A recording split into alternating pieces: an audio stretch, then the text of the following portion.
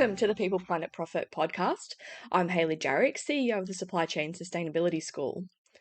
This podcast was recorded as part of an event and video series developed by one of the school's working groups. We hope you enjoy it. Welcome to Building Bites, an event series with experts in sustainable construction, brought to you by the Supply Chain Sustainability School's Construction Working Group. I'm Hayley Jarrick, CEO of the Supply Chain Sustainability School, and today I'm joined by Jeremy Mansfield, who's the National Sustainability Manager for Operations at Lendlease Australia. Jeremy's going to be talking to us about his career in construction, interest in sustainability, and the legacy he hopes to leave when he retires. Welcome, Jeremy. I hope to do that. Yes, retire at some time. Well, thank you, Hayley. Thank you for the introduction and great to be with you today. Okay, well, let's jump straight into it. So take me through your career. How did you get started in the construction industry?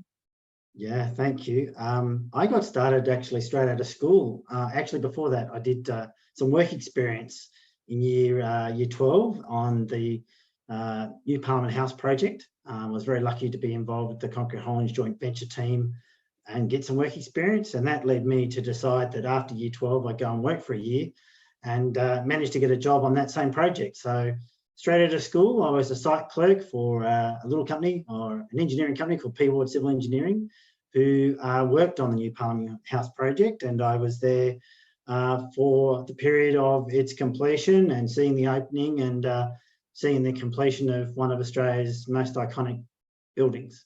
So that was my first foray into construction. And then I decided I wanted to go and get a degree in construction management, and went and undertook my degree straight through in 3 years at the University of South Australia, or when I started, it was the old South Australian Institute of Technology for the construction management degree.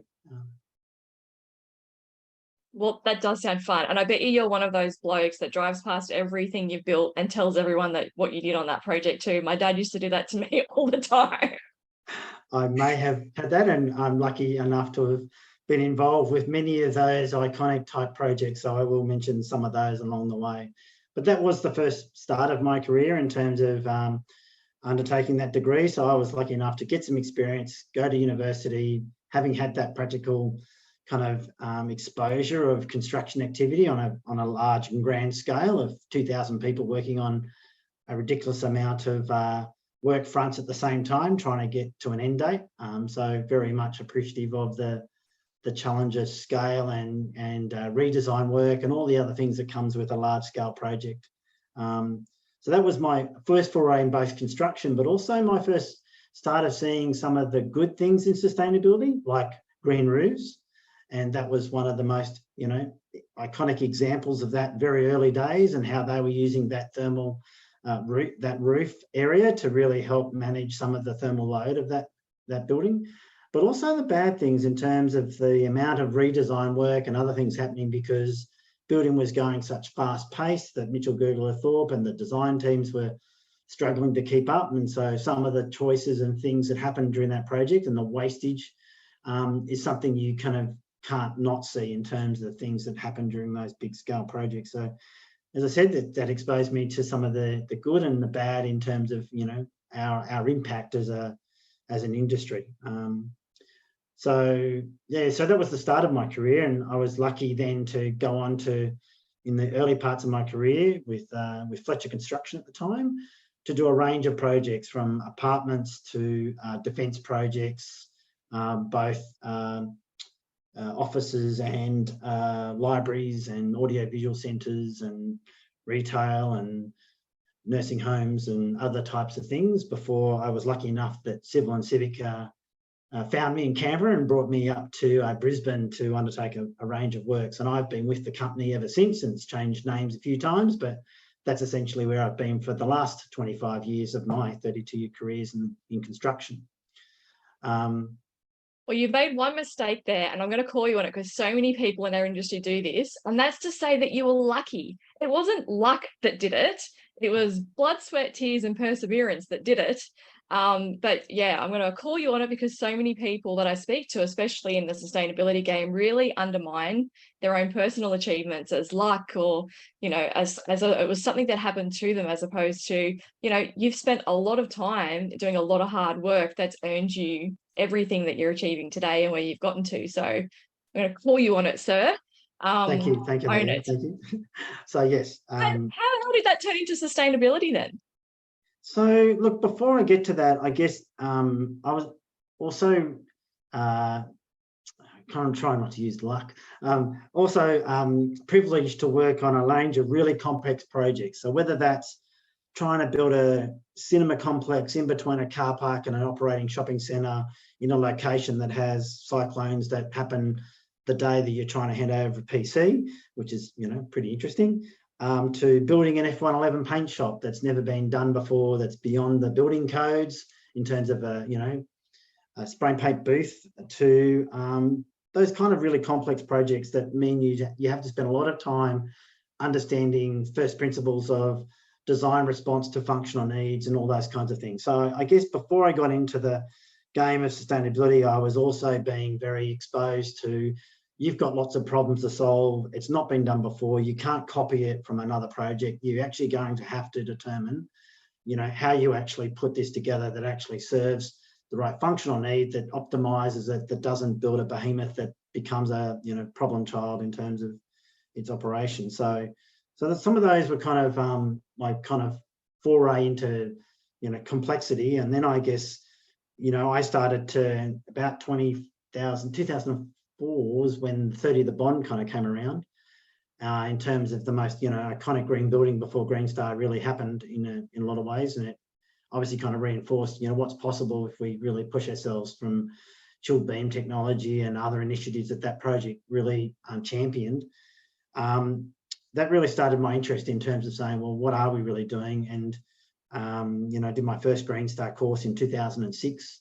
Back then, starting to get, okay, well, what are the frameworks we're trying to use to benchmark good practice? And then, you know, Al Gore's Inconvenient Truth in 2007. And at that time, between 2004 and 7, I was delivering the Millennium Arts Project, the Gallery of Modern Art, the State Library Extension, and my role was the site infrastructure works, kind of connecting all of that together, and also providing, you know, public space amenity to a really important urban precinct in Brisbane, and really providing a massive legacy for people, and yes, to showcase to your families when you go walking to see the museum. So that early project area of having to then report what we were doing on that project really led to me going, well, this is a great opportunity for me to transition from being the design manager, project manager that I had been, as well as in the construction management game, to something that's keeping us honest around what our commitments are and how we can deliver better outcomes on our future projects. So I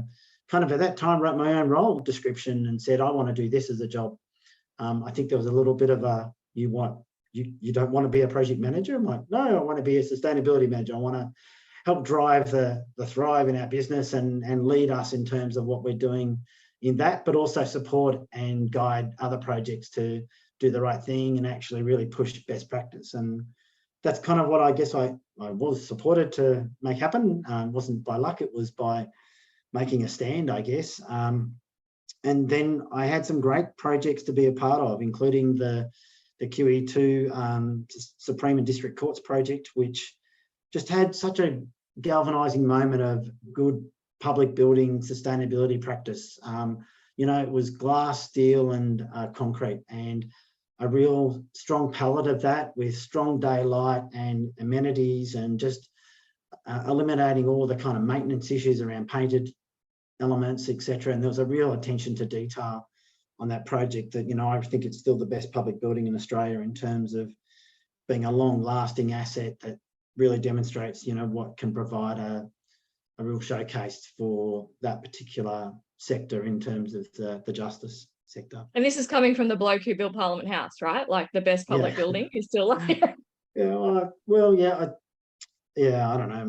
Maybe because we were so detailed around what we needed to do right, that I felt confident that project, and had it not been for the floods, probably would have got its Green Star building certification. But, you know, unfortunately, the timing of that was such that additional opportunities to actually achieve its recognition, third party and other opportunities that we're going to connect that building to other things wasn't possible because of the need to support other things. And that was probably also the transition for me in that resilience space. So that's the other thing that happened around that time in 2010, 2011, between the Black Saturday bushfires and the Queensland floods, and being involved with the not-for-profit in Green Cross Australia, and trying to promote what are the things that we can do to make better decisions around resilience of our built environment that supports local resilient communities and empower them to be building to last rather than repairing, the things that are minimum type approach.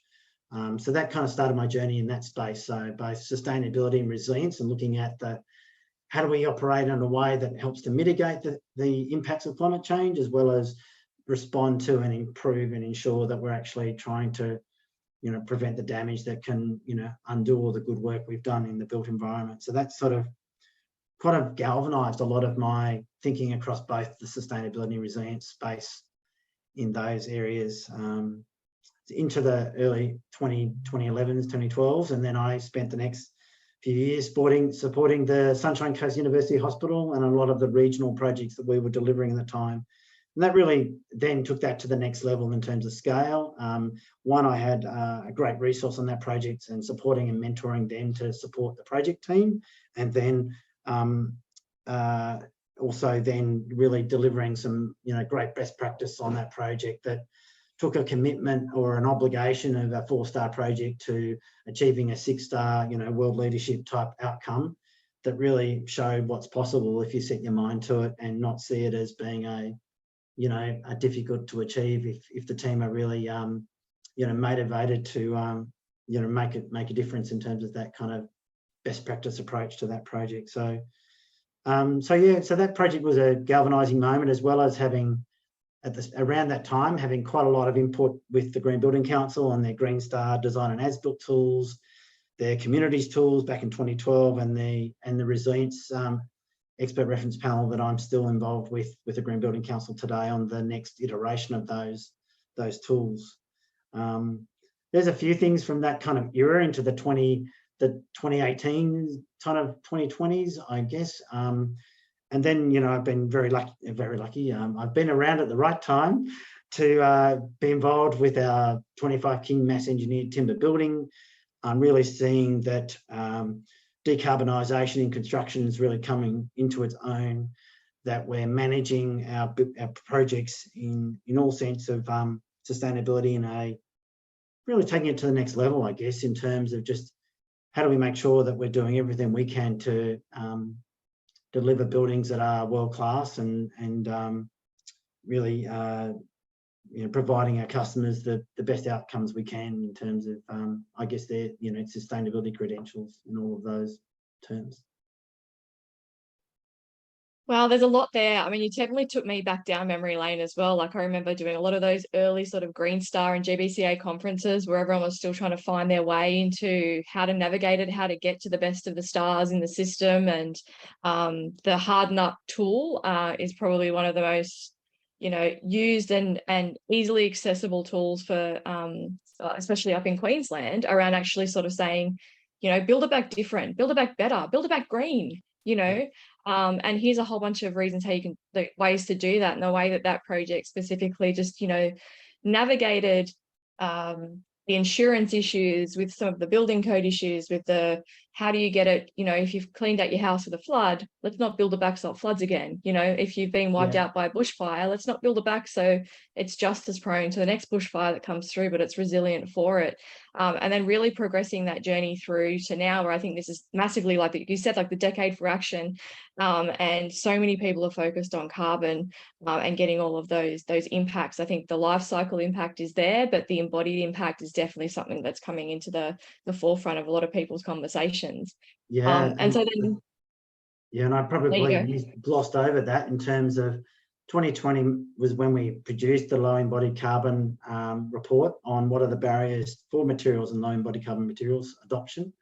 That was a precursor, along with the WWF's report, to really galvanise the movement of the Materials Embodied Carbon Leaders Alliance, and bringing that together with 140 plus stakeholders now. So to see that come to life in terms of probably a thought bubble that, you know, and Austin and I and a few others were kind of contemplating around a carbon club and what could that look like to, you know, what MECLA is today. I think it kind of highlights that collaboration will be key, particularly bringing on board our supply chain, but also the clients to help supply the signals to market that this matters and that, you know, everyone needs to step up and respond to that. I think we're starting to see both sides of the push and pull happening in that space that was definitely not there a while ago, that kind of meant really hard yards instead of we were doing things in absence of clear signals from market to make things happen. Yeah, definitely. I think we've kind of meshed into my next question was going to be, what's the main topic area that you're working on at the moment? I know that we're doing a lot of work with embodied carbon together at the moment, but let's focus on, except for embodied carbon, what are some other of the big topic areas that are sort of that you're spending a lot of time on these days, or that you're planning for because you know it's coming up?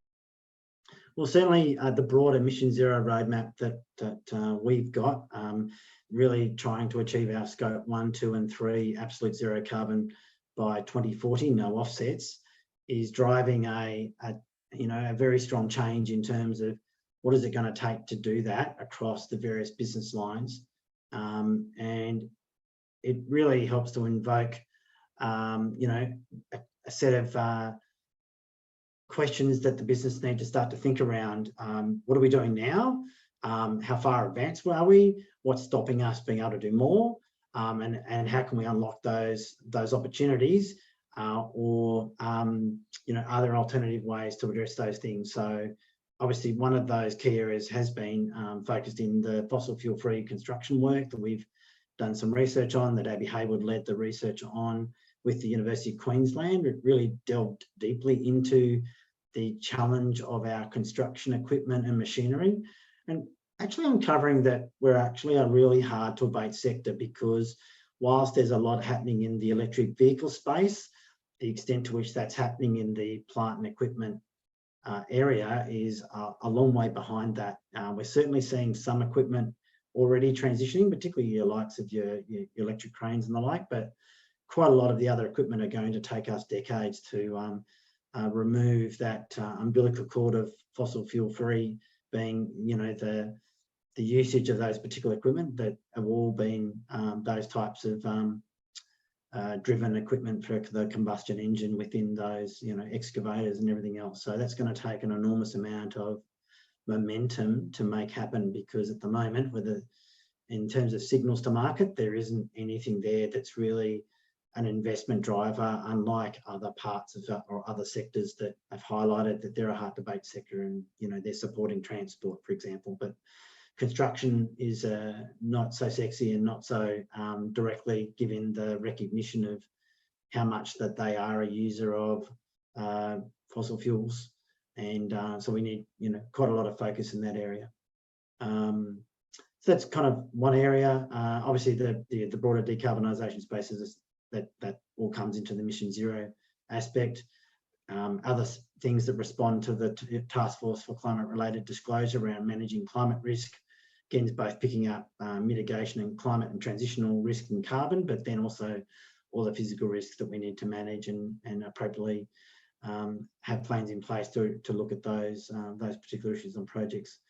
There's some aspects, I think, just the responsible product aspect of supply chain, and just the shift in change of how, you know, that is taking place. I mean, the momentum on companies taking on board environmental product declarations, or at least understanding that having some stewardship of how they are managing their products really means that they, they're getting a lot more involved of understanding, well, if I'm going to offer up a carbon neutral product, I need to be doing everything I can before I then go and buy a bunch of offsets, because I need to have a credible evidence of I've done everything I can of all the things that I can do to eliminate emissions during the manufacture and production piece, and I'm taking account for that and only being left with the things that I can't yet do. So that's a big journey for many organisations to take, and quite a few are taking that journey now, and others are starting to triggered to that, whether that's because they've heard of MECLA or because they know suppliers are, you know, trying to promote that through, you know, the recognition of non-price criteria that, you know, certainly being identified as a barrier problem in terms of adoption, and certainly been raised in forums with clients like the Transport for New South Wales and their discussion on sustainable procurement. So I think this is all kind of coming together around the whole agenda on sustainability on projects and how that actually happens through the various processes, and, you know, a recognition that unless you're actually providing the right signals of it through the whole process, you're not going to get the right outcome. So I think that's really shifting, and it's shifting much faster than I thought it would, because you know, it's got a long tail in terms of, you know, recognising the kinds of issues we're trying to deal with and how that ends up being on delivered on a project. So there's some things, and I know I'm talking a lot, so I might stop there. You usually do. That's okay. Well, I'm gonna wrap you up by saying you've taken us through your career. We've talked about sustainability. We've talked about some of the key projects, but then let's round that out with how you want your legacy to be heard of, you know, when you retire. And you know, I think it's like I joke that it's the buildings you drive past and tell everybody what you did on them, but I mean, they're incredibly proud moments to be able to say that, or to be able to explain that it was going to go down this path, and, you know, this little thing changed and now we have this amazing asset because of, like, you know, some small thing that we did. The legacy question is usually massive, right? A lot of people work in space because it's not about them. It's what they're trying to leave for, you know, the next generation and the 2 or 3 after that. So what do you hope to leave as your legacy when you retire? Not anytime soon. Well, I guess it's a recognition that I feel like the built environment plays such a critical role in our society and our livelihood and our communities. And for me, being able to see those buildings and point them out to my, you know, younger generations is kind of really a testament to, well, this matters because that's what they're there for. They're actually there to be a part of your, you know, the role of, in terms of your livelihood, your work life enjoyment. And if they're not there and they've you know, not survived a disaster, or, you know, crumbled because they've not been built in a well considered way, then that kind of, you know, really concerns me. So I think the longevity of those assets, as well as their ability to be sustained in a way that limits its impact to future generations in terms of its operational piece and not having to be rebuilt. I think they're, you know, parts of that critical role I think our built environment needs to play, that, you know, we need to consider that really carefully. And I guess for me, though, the other part that I'm trying to leave and things that I'm doing in the kind of university space and supporting and funding awards is primarily to support the next generation and the positive impact that they can play, because I only have a short time left in terms of my career. I've probably got another decade maybe left in me. And so I'm trying to make sure that I'm doing everything I can to give a leg up to those that really will be the next leaders in the industry in the next 20 years, 30 years, because we need that kind of group to really come forward and provide an even greater positive impact on the built environment, to both support sustainability and resilience and the way in which the built environment, you know, leaves that lasting legacy. So that's kind of my thoughts on that. That's great. I love that ambition. And I love that, you know, I can totally see you sort of sitting back in retirement and watching a few people come through that, you know, you'd seen them early in their careers and watch them grow and just be really proud. And not in a, you know, in a weird egotistical way, but just like, yeah, that's awesome. Like it's really good to see when you try so hard at something that it plays out.